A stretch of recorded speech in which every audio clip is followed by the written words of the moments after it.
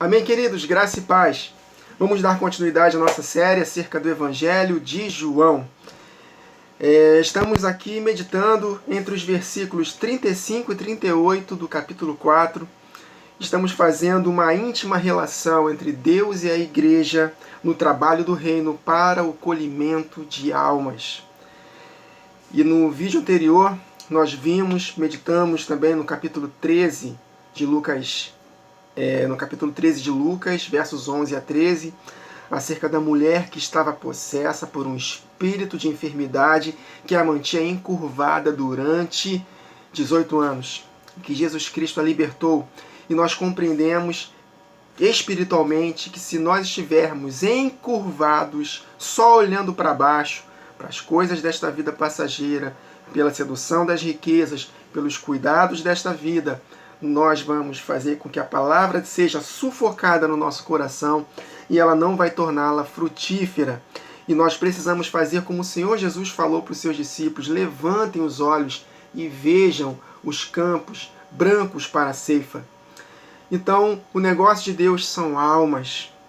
Nunca me esqueço daquela pesca milagrosa de Lucas 5, que o Senhor Jesus falou para Pedro lançar a rede ao largo, e ele pescou tanto peixe ao ponto de 2 barcos irem quase afundarem. E que Jesus falou: Pedro, deixe esses peixes, vem e me segue, que eu farei de você pescador de homens. Então, na noite anterior, Pedro não havia pego nenhum peixe, mas por causa da palavra de Jesus, ele pescou muitos peixes. Então, Pedro estava infrutífero.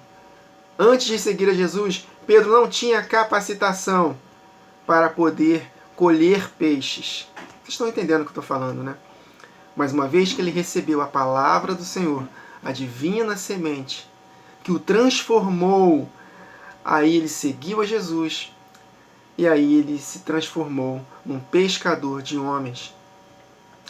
Então, através da palavra de Jesus, ele pôde pescar muitos homens. E sem a palavra de Jesus, não pesca homens. Então, a razão de termos a palavra de Deus habitando ricamente em nós é para ganharmos almas para Deus. Interessante que em Atos capítulo 2, na descida do Espírito Santo, no discurso de Pedro, ele ganhou 3.000 almas. E no segundo discurso, quando ele estava indo para o templo orar na hora 9, depois que ele curou aquele aleijado na Porta Formosa, o nome de Jesus dentro dele, através da vida dele, pelas palavras que saíram de poder dos seus lábios, aquele aleijado foi curado. No outro sermão dele, mais 5.000 foram acrescidos para o reino. Então, em 2 mensagens, 8.000 pessoas se agregaram ao reino, porque Pedro entendeu a sua missão. E nós precisamos entender a nossa missão e fazermos a nossa parte, fazer aquilo que Deus determinou para o nosso coração, usar as estratégias específicas que Deus nos dá, aproveitando as oportunidades, remindo o tempo, para que nós possamos ser bênção na vida das pessoas. Para isso estamos aqui. E os discípulos, naquele momento, nesse texto de João que estamos lendo, eles estavam preocupados com Jesus comer, porque ele estava cansado de viagem, com fome. E Jesus falou para eles: eu tenho uma comida que vocês não conhecem. E a minha comida é fazer a vontade daquele que me enviou e concluir a sua obra. E essa comida é fome de almas. Aleluia. E vamos dar continuidade. Então, se os irmãos não puderam assistir a última gravação, gostaria muito que os irmãos assistissem para podermos dar continuidade. Então, estamos falando acerca da relação entre plantio e colheita em relação a almas. Plantio e colheita na palavra tem a ver com almas.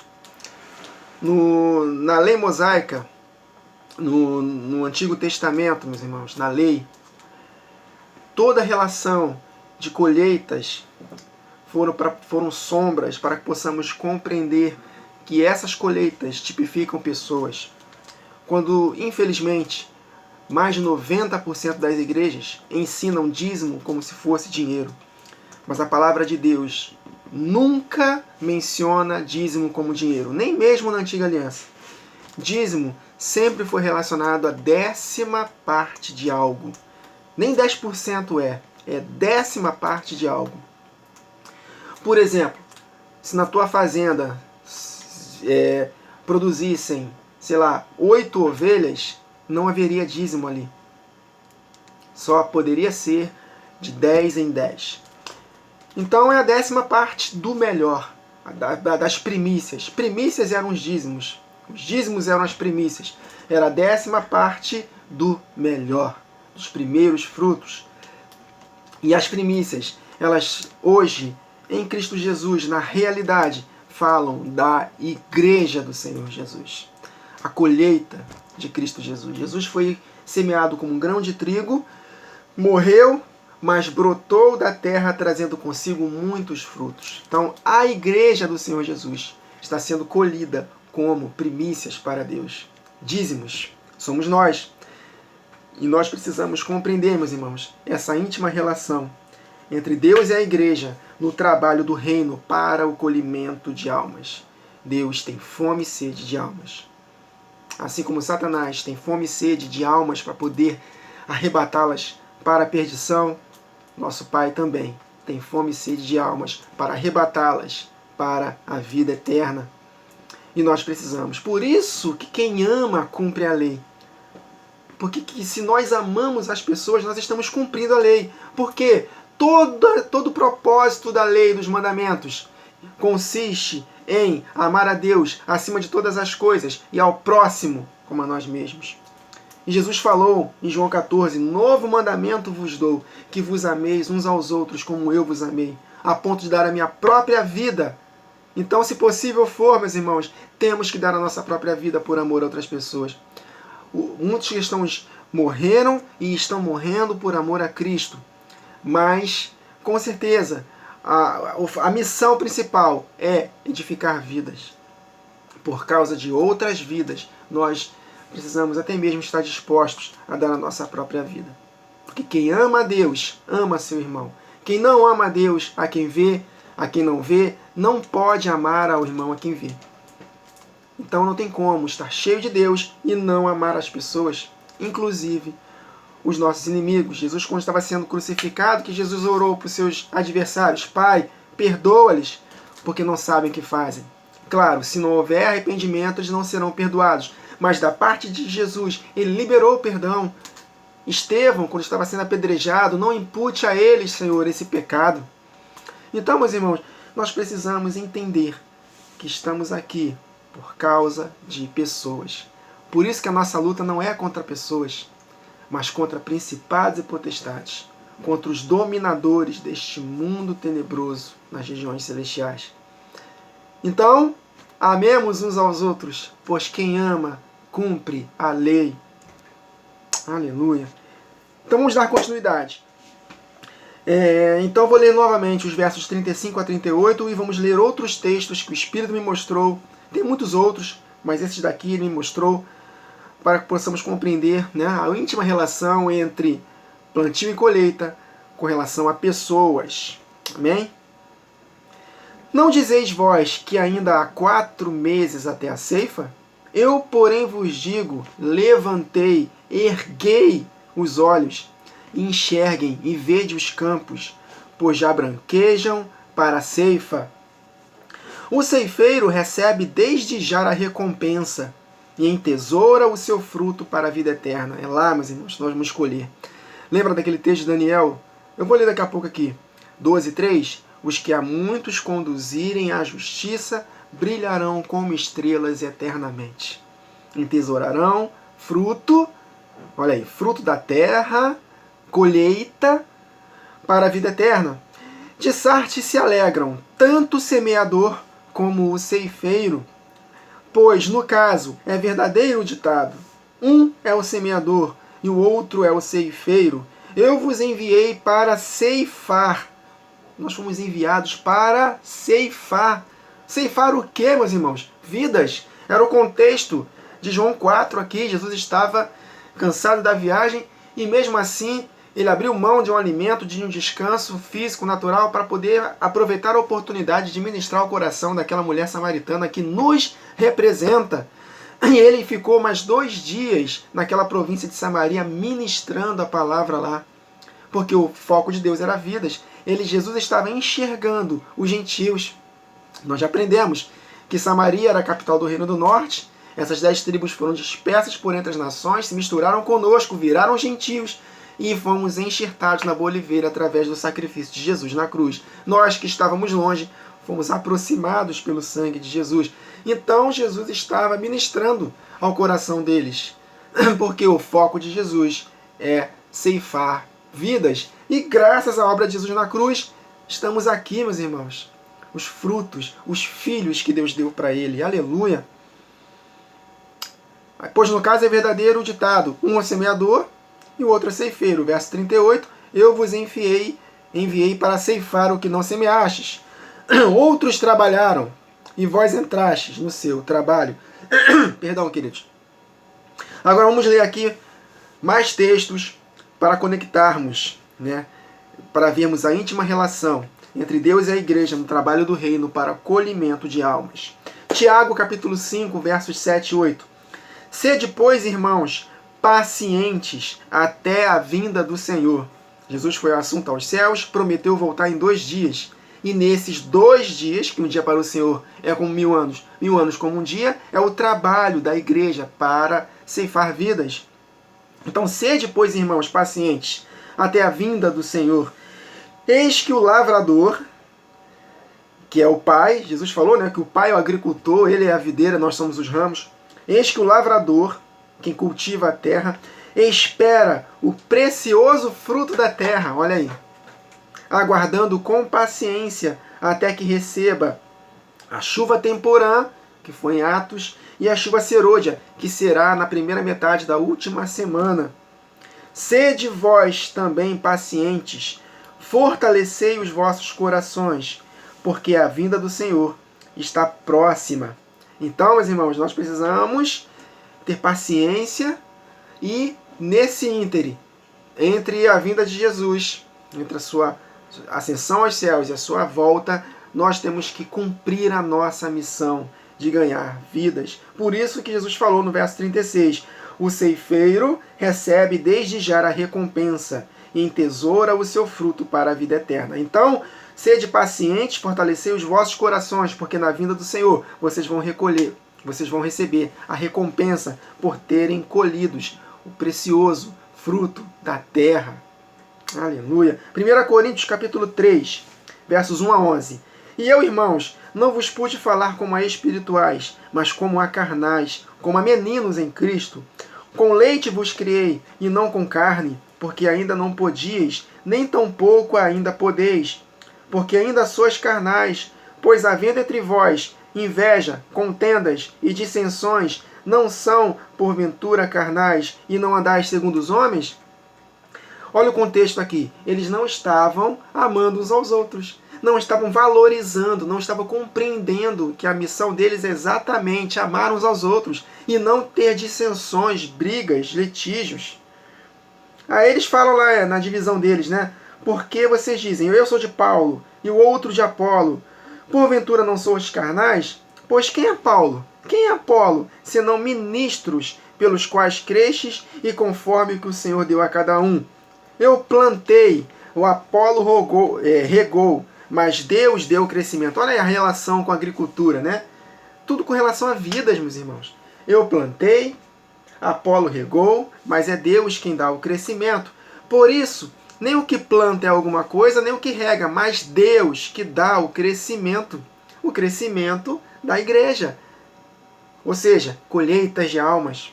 Ora, o que planta, olha a relação com a agricultura, prestem atenção, a agricultura é totalmente relacionada com o plantio e colheita de almas, de vidas. O que planta e o que rega são um, mas cada um receberá o seu galardão segundo o seu trabalho. Então, nosso trabalho era para colher. Colher o quê, meus irmãos? Vida. Porque nós somos cooperadores de Deus. Vós sois lavoura de Deus e edifício de Deus. Lavoura de Deus.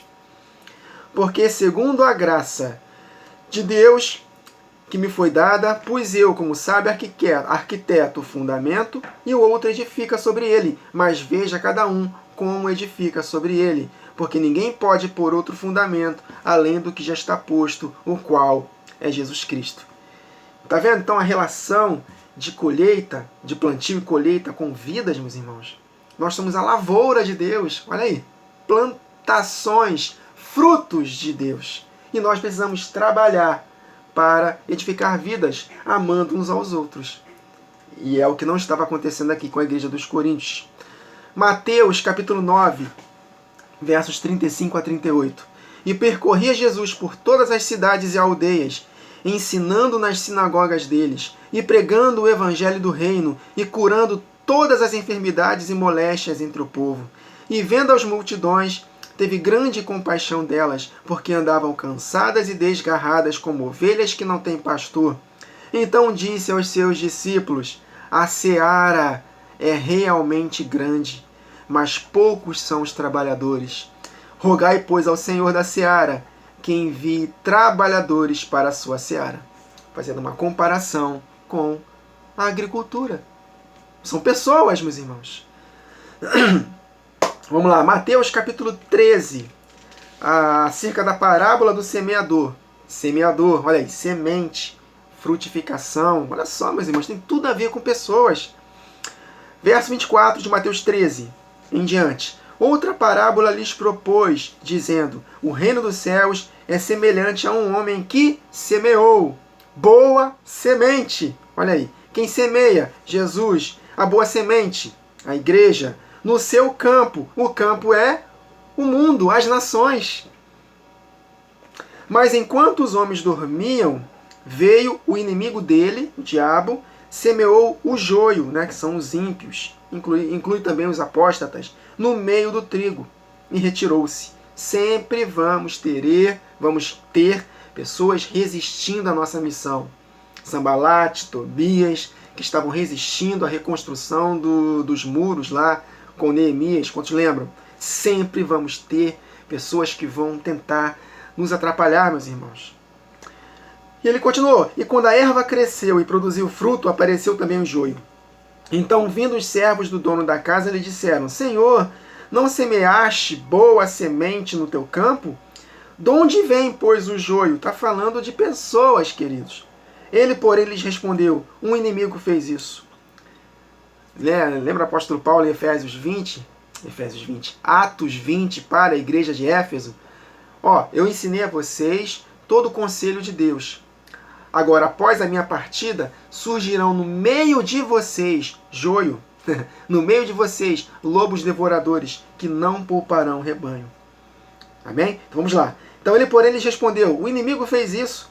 Mas os servos lhe perguntaram: queres que vamos e arranquemos o joio? Não, replicou ele, para que ao separar o joio, não arranqueis também com ele o trigo.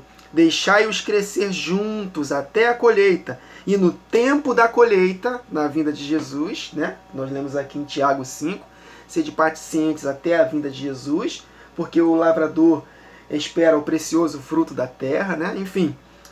Então, no tempo da colheita, na vinda de Jesus, direi aos ceifeiros, que são os anjos: ajuntai primeiro o joio, atai-o em feixes para ser queimado. Olha aí, morte eterna, lago de fogo.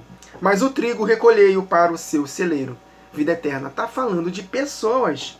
Ele continua: outra parábola lhes propôs, dizendo: o reino dos céus é semelhante a um grão de mostarda. Olha, grão de mostarda, em que um homem tomou e plantou no seu campo, o qual é, na verdade, a menor de todas as sementes, e crescida é a maior do que todas as hortaliças, e se faz árvore, de modo que as aves do céu venham aninhar-se nos seus ramos.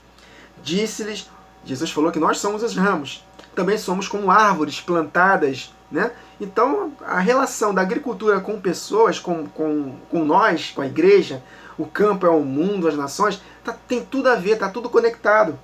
Disse-lhe outra parábola: o reino dos céus é semelhante ao fermento que uma mulher tomou e escondeu em 3 medidas de farinha, até ficar tudo levedado. Então Deus deseja que a igreja cresça, meus irmãos. O crescimento da igreja. Deus deseja o crescimento de pessoas, a inserção de pessoas, a edificação de vidas, pedras construídas nesse templo. Deus deseja que a sua lavoura cresça cada vez mais e tenha frutos, mas nós precisamos, como trabalhadores, para essa seara, pôr a mão no, olha aí, arado. Tudo a ver, meus irmãos. A agricultura tem tudo a ver com o reino de Deus. Pessoas, frutificações são pessoas. Amém, queridos? Aí ele fala aqui, apóstolo Paulo em Efésios 4, 15 e 16, né, falando acerca do crescimento, né, 3 medidas de farinha até ficar tudo levedado. Antes, seguindo a verdade em amor, cresçamos, olha aí, em tudo naquele que é a cabeça, Cristo, do qual todo o corpo, bem ajustado e ligado pelo auxílio de todas as juntas, segundo a justa operação de cada parte, olha aí, o propósito da nossa missão faz o aumento do corpo. Então, o propósito da nossa missão, cada um fazendo a sua parte no chamado que Deus estabeleceu, com estratégias específicas que Deus deu para cada um, o propósito é o aumento do corpo para a sua construção, edificação, crescimento. Olha o detalhe, em amor. A igreja dos Coríntios não estava andando em amor. Então, briga, litígios entre eles estavam impedindo que o corpo crescesse. Amém, meus irmãos?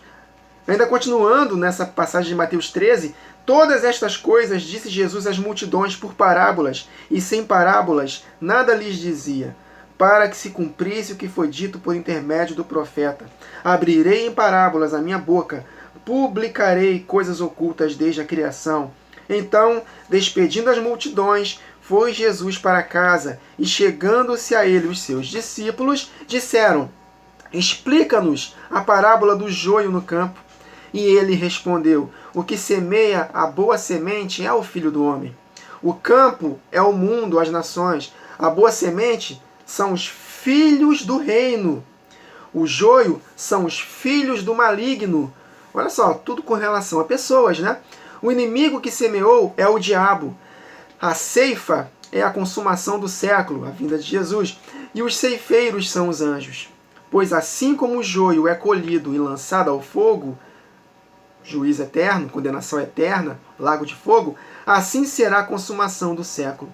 Mandará o Filho do Homem os seus anjos, que ajuntarão no seu reino todos os escândalos e os que praticam a iniquidade, e os lançarão na fornalha acesa, no lago de fogo. Ali haverá choro e ranger de dentes. Então os justos resplandecerão como o sol no reino de seu Pai. Quem tem ouvidos, ouça. Amém, meus irmãos? Tudo a ver com plantio e colheita de vidas.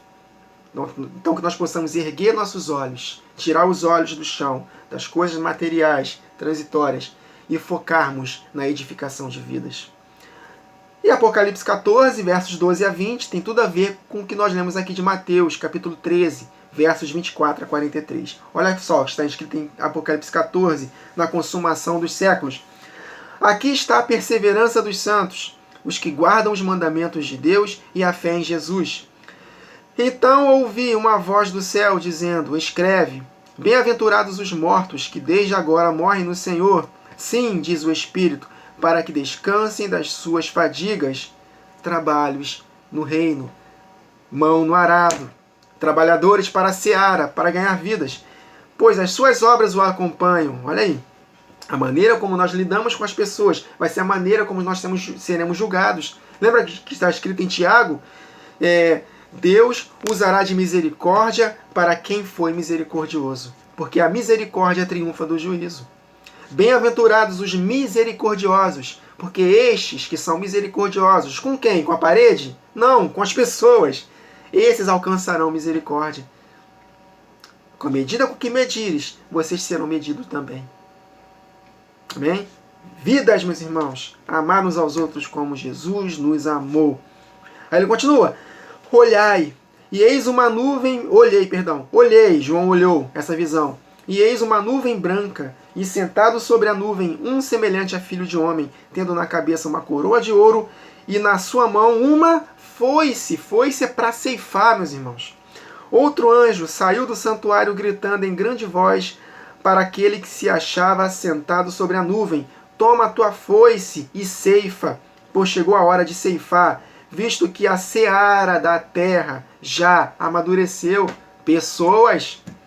E aquele que estava sentado sobre a nuvem passou a sua foice sobre a terra, e a terra foi ceifada. Então saiu do santuário, que se encontra no céu, outro anjo, tendo ele mesmo também uma foice afiada. Saiu ainda do altar outro anjo, aquele que tem autoridade sobre o fogo, e falou em grande voz ao que tinha a foice afiada, dizendo: toma a tua foice afiada e ajunta os cachos da videira da terra, frutos da terra, porquanto as suas uvas estão amadurecidas, os campos estão brancos para a ceifa. Levantem os olhos e vejam os campos brancos para a ceifa. Olha só, meus irmãos, as conexões. Então o anjo passou a sua foice na terra, e vindimou a videira da terra, e lançou-a no grande lagar da cólera de Deus. Esses foram os que não obedeceram ao Evangelho. E o lagar foi pisado fora da cidade, e correu sangue do lagar até os freios dos cavalos, numa extensão de 1.600 estádios. Então haverá colhimento para o celeiro de Deus, aqueles que perseveraram até o fim, que obedeceram ao Evangelho, e haverá também ira e indignação para aqueles que desobedeceram ao Evangelho. Colheitas, joio é trigo e joio. Amém, queridos? Vimos aqui nesse texto de Apocalipse 14, trigo e joio, na ocasião da volta de Jesus. Os salvos para o celeiro de Deus, e os ímpios e os apóstatas vão para o lago de fogo. Amém, queridos? Ceifa de vidas. Amém? Quem tem ouvidos, ouça. Quem não quiser ouvir, o que Jesus falou? Sacuda a poeira dos pés. A paz volta para vocês. Vai para outro lugar. Mas vocês precisam ensinar a palavra. Vocês precisam pregar o reino para todas as pessoas. Antes da volta de Jesus, o reino será pregado em todo o mundo. Quem tem ouvidos, ouça. Quem não quiser ouvir, quem endureceu a cerviz, será destruído. Mateus capítulo 3, versos 10 a 12. Já está posto o machado à raiz das árvores. Toda árvore, olha aí, árvore somos nós, pessoas. Toda árvore, pois, que não produz bom fruto, é cortada e lançada ao fogo. Eu vos batizo com água para arrependimento, mas aquele que vem depois de mim é mais poderoso do que eu, cujas sandálias não sou digno de levar. Ele vos batizará com o Espírito Santo e com fogo. A sua pá ele a tem na mão, e limpará completamente a sua eira, o campo, o mundo, as nações. Recolherá o seu trigo no celeiro, mas queimará o joio, a palha, em fogo inextinguível, lago de fogo. Amém, queridos? O negócio de Deus são pessoas. E o negócio do diabo? Pessoas. Tudo é relacionado à edificação de vidas. Vou falar de novo. Por isso que quem ama, cumpre a lei. Se nós amamos a todas as pessoas como Deus nos amou, como Jesus nos amou, nós estaremos cumprindo a lei. Amém? 1 João, acho que é capítulo 3, eu não lembro qual é o capítulo. Acho que é capítulo 3. Se amarmos uns aos outros, o sangue de Jesus Cristo nos purificará de todo pecado. E o sangue é para perdão. Na oração que nós conhecemos, de Mateus 6, a oração do Pai Nosso, né? Perdoa, Deus, as nossas dívidas, assim como nós perdoamos os nossos ofensores. Então a maneira como nós nos relacionamos com as pessoas vai determinar a nossa salvação e a nossa recompensa. Porque, finalizando, Daniel capítulo 12, versos 2 e 3. Muitos dos que dormem no pó da terra ressuscitarão, uns para a vida eterna e outros para a vergonha e horror eterno. É o que lemos aqui. Joio e trigo, que serão ceifados e conduzidos para 2 lugares distintos na ocasião da volta de Jesus. Aí ele continua. Os que forem sábios, que é o nosso caso, pois resplandecerão como o fulgor do firmamento, E os que há muitas pessoas conduzirem à justiça, brilharão como as estrelas para sempre e eternamente. Então, queridos, versos 35 a 38 de João 4, que nós possamos levantar os nossos olhos e enxergarmos a nossa missão. E a nossa missão são pessoas. Por isso que nós devemos amar a todos, inclusive os nossos inimigos.